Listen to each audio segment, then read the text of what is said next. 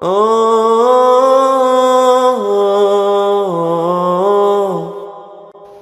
اللہ الرحمن الرحیم۔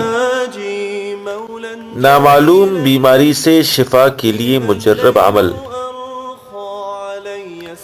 اگر آپ ایسی بیماری میں مبتلا ہے جو سمجھ میں آنے والی نہیں یا لا علاج ہے تو مریض بذات خود اس آیت کو کثرت سے ورد کریں، یعنی پڑھیں۔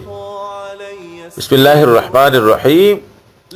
اذ نادى ربه انی مسنی الضر وانت ارحم الراحمین، سورہ انبیاء آیت 83۔